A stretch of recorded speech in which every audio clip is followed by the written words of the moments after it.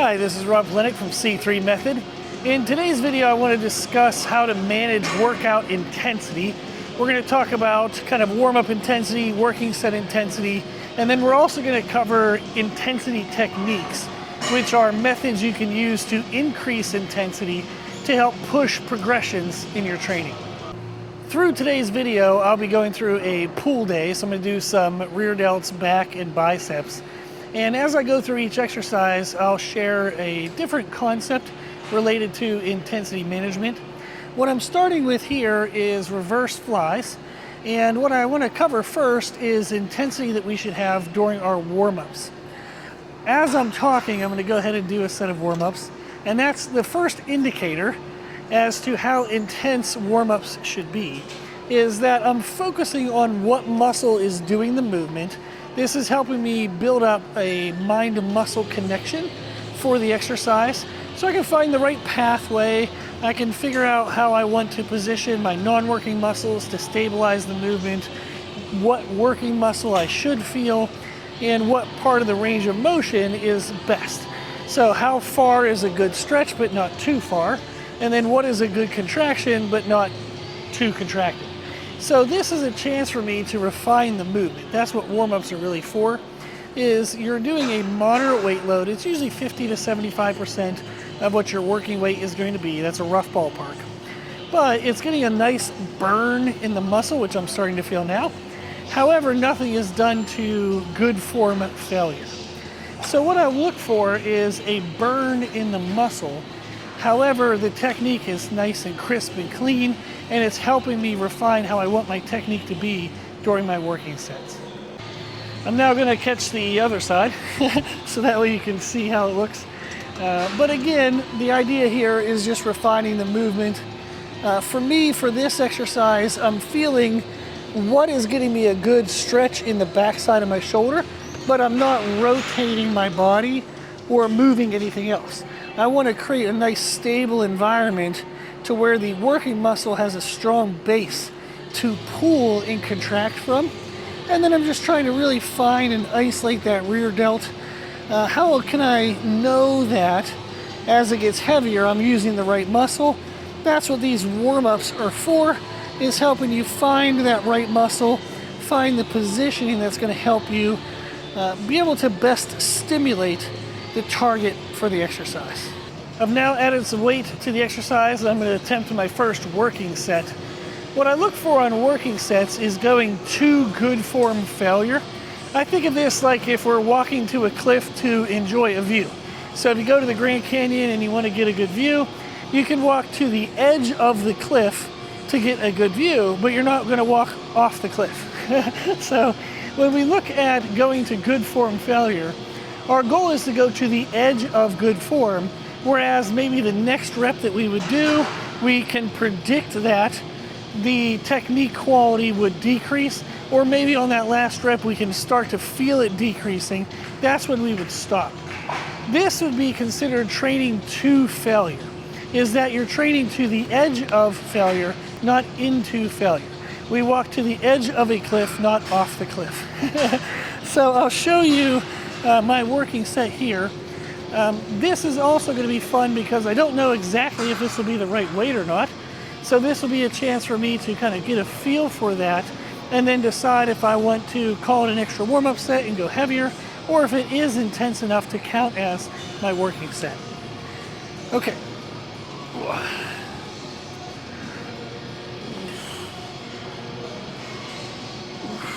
So with this, I'm really paying attention to not moving anything other than the desired muscle. This is much harder now to talk because I'm getting closer to the full capacity of what my body can do.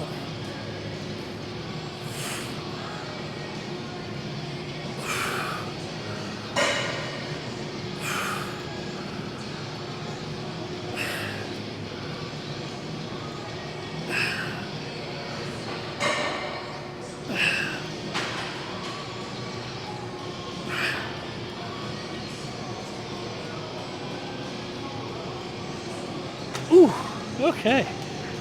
Yowza. So my goal in my mind was 10 to 14. Really, the rep range can be highly variable. There's research that suggests you can be anywhere from 5 to 35 and have that be a good enough intensity for growth. I like to stay more so between 6 and 20, and most movements 6 to 14. It's a preferential thing, but you're going to find that as a more common range than all the way from 5 to 35. If our goal is to get a muscle to get stronger and to grow, usually the sweet spot is going to be somewhere in that 6 to 20, 6 to 14, arguably somewhere in that range. With this, I think I just did 14. I was talking a little bit, so I might have lost count by 1 or 2 reps. But at the 14th one, I could feel that the muscle was starting to fatigue to get a full contraction. My body was wanting to start to turn in order to kind of get the hand to move. So our body just thinks I'm moving something from A to B. It's like from here to here, and it's not paying attention to kind of subconsciously what is moving. It just thinks we're telling it a job, move here to here. So if I get to here and it struggles, it'll just turn me to finish that. But that clearly didn't come from my rear delt. So it's my job to be conscious about what muscle is actually moving the movement, moving the weight. So with this one, I feel like 14 was pretty good. If I try to go heavier on this, the weight stack doesn't allow for micro adjustments. I'm sure I could find some small little magnetic weight or something, but I'm also going to be doing multiple sets. So I know if the first set I barely got 14, I'm going to be more fatigued in the second set, so it's likely I won't even get that close to 14, maybe 12 or 13. Then the third set, I'll probably get even less. So this weight is going to keep me in my desired range, given that I'm going to fatigue more each set. And then also remember that whether I got 15 or 14, I'm still going to get a good growth stimulus. It's much better than me trying to go heavier, and then all of a sudden I can only do 4 or 5 reps and they look like crap. So rep ranges are kind of guidelines, but it's okay if you go a little high, a little low, as long as the technique quality is there and the intensity is maximized.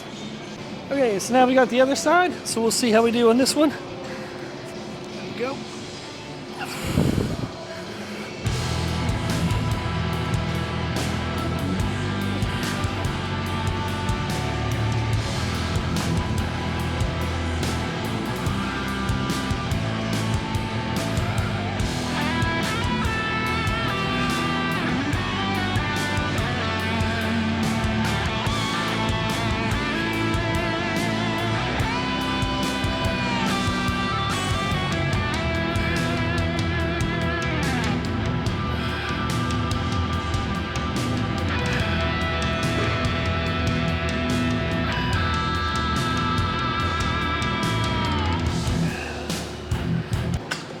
Whew. Okay, so that worked out really well. So that was 14, and again, I feel like the next one may have went well. I'm not sure, definitely not the second one. And then the other thing that this brings up is when doing unilateral movements, how do we manage the strength difference side to side? So for me, my right arm is weaker, I'm left-handed. So my right arm is weaker, so I usually start with my right arm, and then I'll just match the reps on my stronger side, my left arm. And then over time, that develops the weaker side to get stronger to match the strong side. And that's how you can kind of close down the gap if you have a strong side and weak side. Do the weak side first and then match the reps on the strong side. And over time, that'll balance itself out. The next topic we'll cover is partial reps. So when we do a movement and we're looking for good form failure, that is of the assumption that each repetition is the equal quality as to what we desire is best. That was a really weird way to word, is that we want all reps to be good reps. Now, as we fatigue, we might find that we can't finish the full range of motion of the repetition. Should we end the set at that point, or should we continue to perform partial repetitions? They're typically referred to as lengthened partials because when we perform a full range of motion, I'm going to be doing a one arm, straight arm pull down. And what you'll find is that when I'm in the extended or stretched position for my lat, that is a stronger position than when I'm in the contracted position. So if you think about the full range of motion, we have the lengthened position and about midline it starts to become a shortened position. The shortened position of this movement is weaker than the lengthened position. So what you'll find is that whenever you start to fail the repetition, you won't be able to finish the shortened portion, but you can actually still move through some of the lengthened portion. That is then referred to as lengthened partials. There's been research done and it's shown that lengthened partials do produce muscular growth similar to full range of motion movements. Therefore, it can be beneficial for us to perform 1 or 2 lengthened partials as a way to increase our intensity. So if I'm doing, say, 100 pounds for 10 reps, I want to create some progression to eventually be able to do 100 pounds for maybe 11 or 12 reps. Maybe I do 10 full range and then I add 1 or 2 partials. That gives my body that stimulus, and then over time, those partials become full range of motion. So using partial reps is a way to push intensity and progression, even though it's not a full range of motion. So I want to show you what that looks like in this set. I picked a weight that I think is going to cause that to happen, so let's see what goes. What we'll look for is that my quality stays high as much as I can keep it, and then during the lengthened partials, I don't use my body and sway around or change position. I don't get away from the targeted muscle maintaining the work. So if I'm going to push into lengthened partials, I want to make sure that I still keep the focus on the intended working muscle and don't squirm or shift or change my position to start to include other muscles. Okay, so from here I'm aiming for about this height, so about shoulder height, down to my hip. And this we would consider a full range of motion.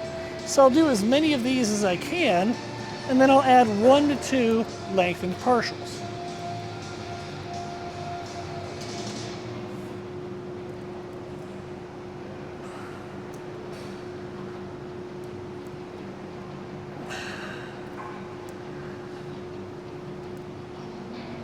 Okay, it's starting to get pretty hard here.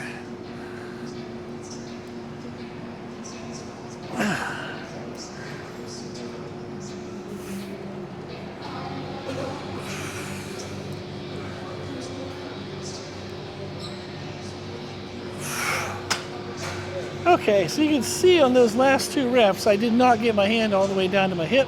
So those will be considered partial reps. But you can also see I didn't shift or change or move. I kept the movement isolated into the target muscle. We'll be doing the same thing on this side, so you get a second example.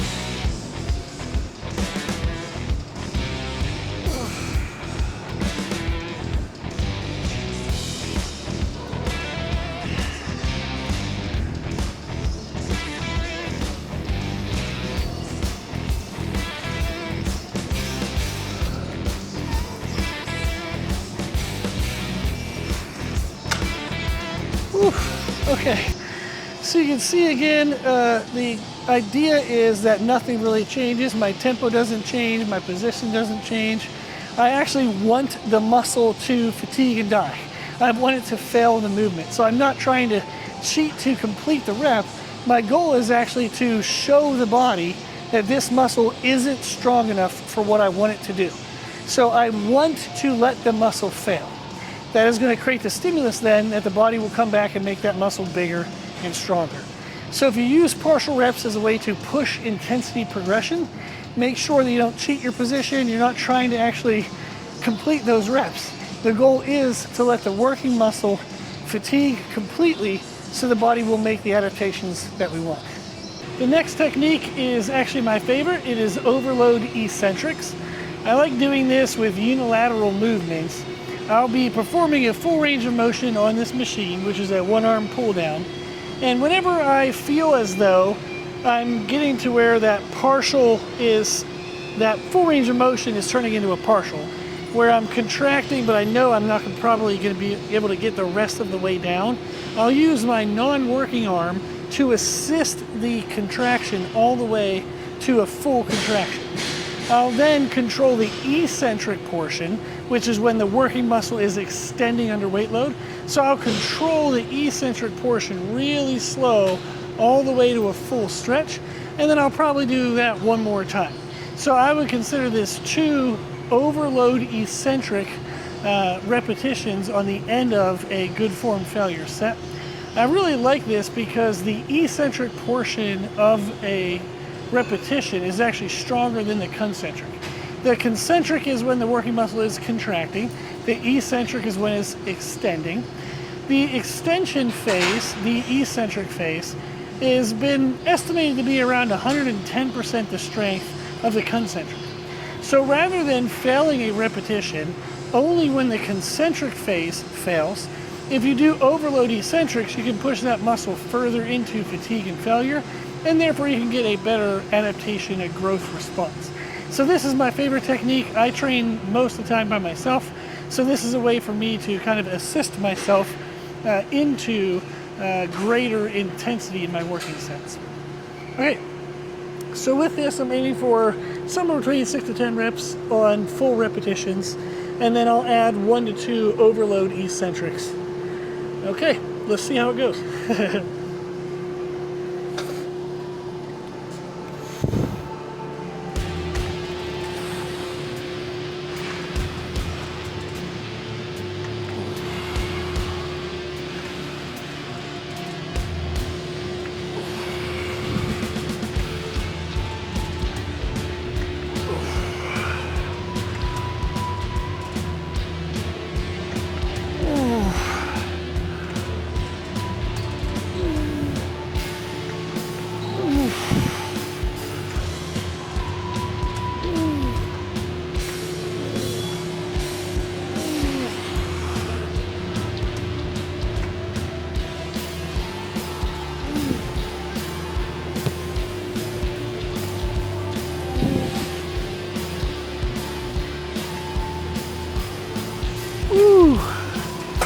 Okay, that went pretty well. So you'll see again, just like the partials, whenever I can't complete the full repetition and I'm adding the extra hand assistance, I'm trying not to change the position at all. I'm not trying to complete the repetition by squirming and worming and moving around. I want to stay very disciplined in the movement, keep the target muscle isolated, and really let it fatigue. So that was a really good example. I'll go ahead and catch my left side. However, before I move on, I want to say that machines like this are freaking awesome. You'll see here that there's a plate here, there's a plates in the middle, and then there's another actually peg down here. This is a company called Strive. They're not in business anymore, but a company Prime, they make similar machines, similar models, and more companies now are adding the ability to adjust the strength curve, which is when an exercise feels the hardest in the range of motion. Does it feel hardest at the full extension or at the full contraction, or is it equal the whole way through? A machine like this, the way I have the plates set up, is it actually overloads the eccentric, which then beneficially deloads the concentric, the shortened contraction. So I'm actually getting a little bit of like an overload eccentric concept with every single repetition. So if you have a gym like Fitness Factory that has these type of machines available, highly recommend them. I would definitely suggest using them.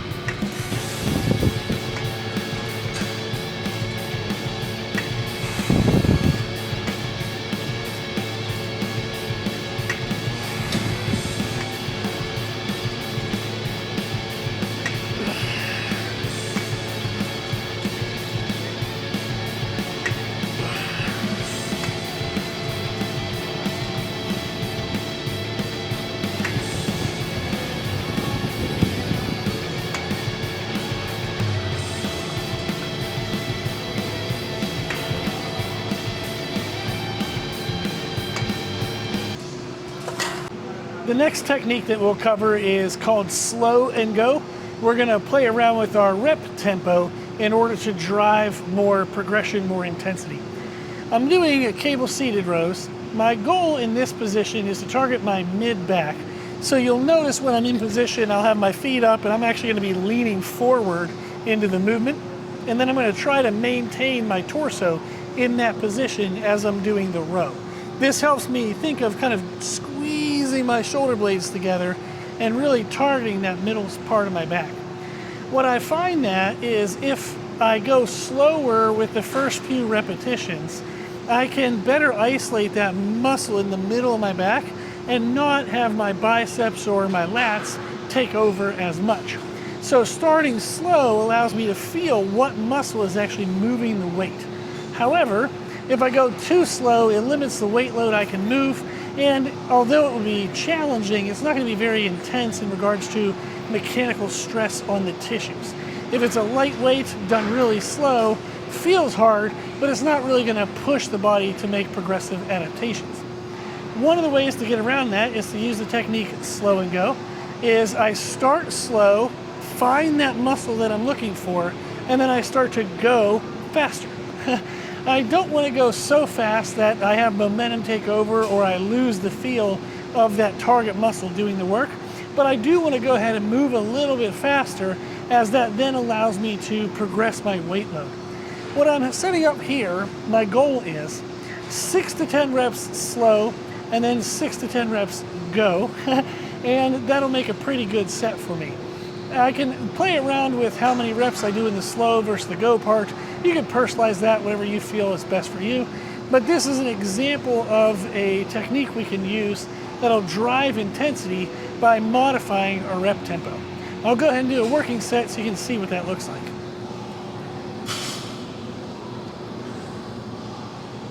And you'll notice I'm using wrist straps for my back workouts. That is actually another way to drive intensity. We don't want to fail our back exercises because our grip fatigues. We want to fail our back exercises because our back fatigues. Using wrist straps helps us make sure that our grip isn't the limiting factor and we can get the full intensity out of our back muscles.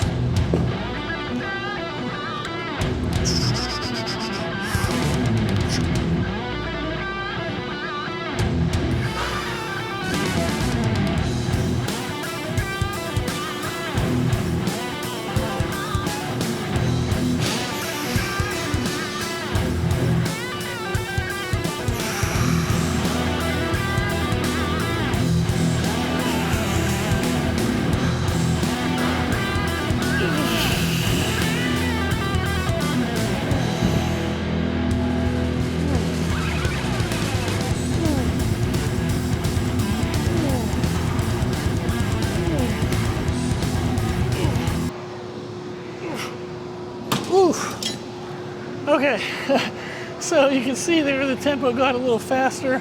I even used a couple partials there at the very end.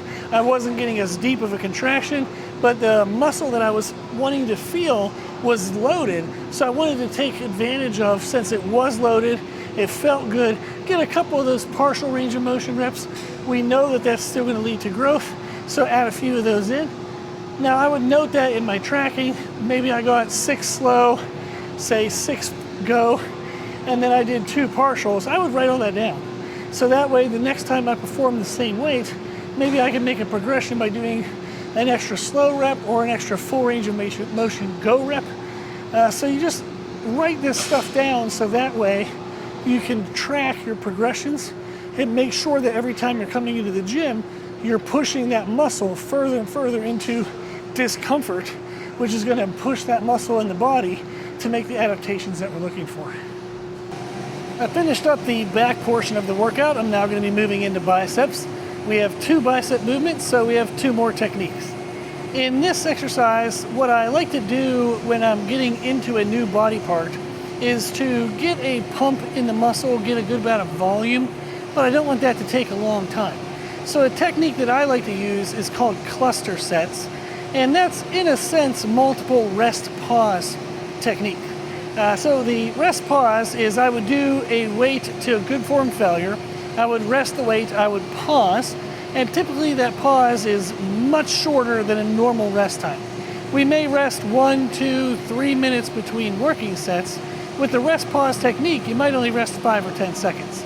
So you'll go to good form failure, you'll rest the weight, you're gonna pause for 5 to 10 seconds, and then pick the weight back up and do a couple more reps. So it might be something where you get 10, you then rest the weight, pause for 10 seconds, and then maybe only get 2 or 3 more reps. But it's a way to get your muscle used to doing that 12 to 13 rep volume, and then over time you can shorten that pause length, and then eventually hopefully you can get all those reps in one bout of effort. With a cluster set, we're gonna do multiple pauses, and I'm actually gonna be doing it unilateral. So I'm on a, this is actually my favorite bicep machine, but it's not even for biceps. This is a shoulder machine. But I stand on the back side of it. I use this to brace my hips, and then I'll be doing cable curls. So actually I'll just do it while I'm chatting with you because this is still a moderate weight load.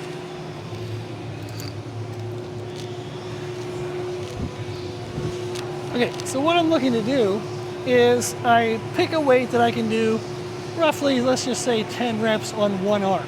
So I'll go ahead and start, and I'll do 10 reps on one arm, focusing on being isolative, good contraction, finding that mind-muscle connection. And let's say that I got to 10 because I lost count. So I'll do 10 there, and then I'll go into the other arm for 10. This is, in a sense, giving me a pause on the arm that I started with. So I'm getting a short rest because by the time I get 10 reps done on my second limb, it will be a much shorter rest than I would normally rest, but then I'll go right back into that first limb. So if I was doing this with my legs, it would be one leg, then the other leg, then back and forth. If I'm doing it with my arms like I am here, it's exactly what you see. So what I'll do is I'll find a weight that's challenging for 10, and then I'll go back and forth, and maybe in the second set, the second bout of effort, maybe I only get 8 or 9 reps, that's fine. On the third bout of effort, maybe I only get 6 or 7, that's fine.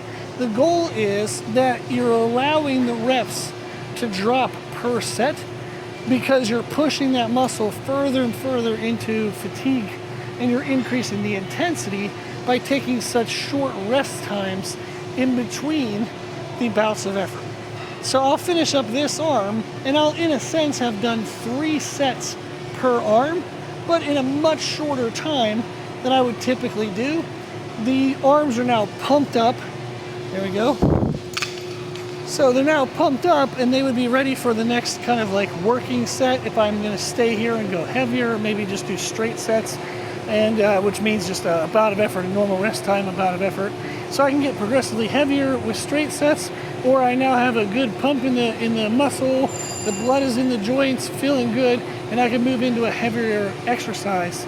That would be a complement to this. So a cluster set technique is a great way to get a ton of volume in, get something warmed up, but in a short amount of time. I'm going to play with the weight, take a little bit of a rest, and then I'll film a working set where you'll see my rep performance per bout of effort start to drop off.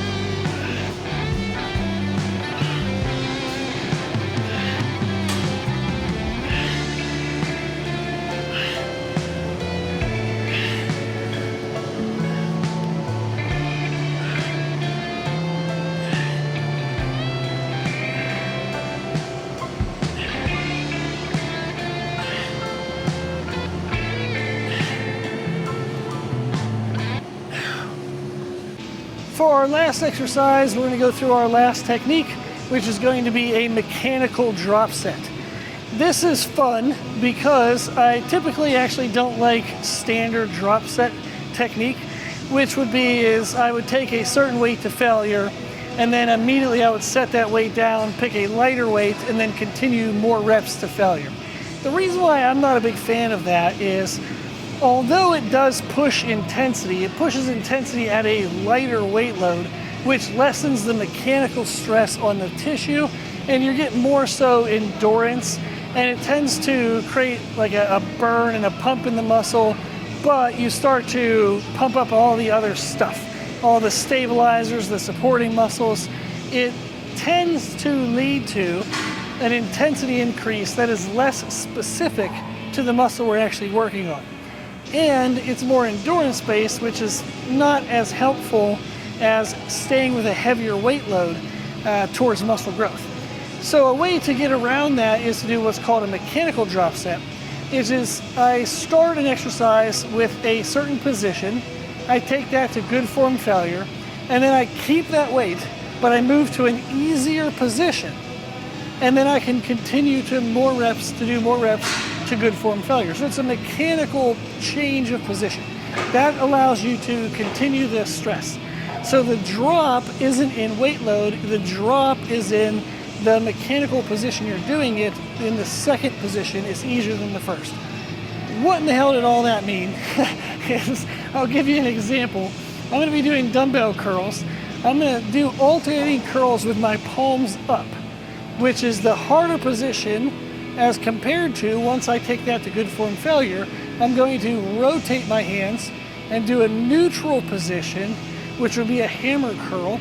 And that's actually an easier position than palms up. It allows you to bring in the forearm muscle that kind of crosses over the elbow joint, the brachioradialis. You get to bring that muscle in. What's fun about this is the palms up really builds the bicep, and then when you switch to hammer grip, it kind of builds this portion right here by your elbow, so it gives you a nice kind of thick arm look. And then we can take that even further. The first hammer curl position we're going to do straight in front, and then once that goes to failure, I'll then do a cross body variation, which is easier than that straight out front variation. So this is going to be a double mechanical drop set. Pretty exciting. I'm going to give it a go at the 30s, see what happens. It'll either be heavy enough and we'll count that as the working set, or it won't go well enough to redo all this. So you'll have to watch a second time.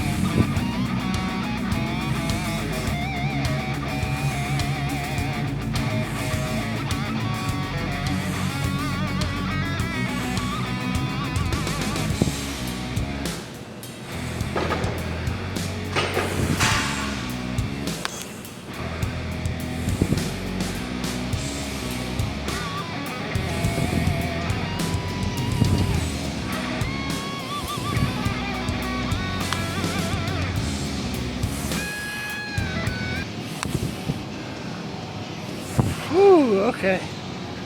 Oof. So that worked out pretty well. I'm happy with that. I'll end up doing 2 more sets, which will definitely drive those muscles to good form failure. So you can see there that I was able to do some reps with the palms up. I then switched to the hammer grip, where my arms were still going forward, and then I did the cross body curl.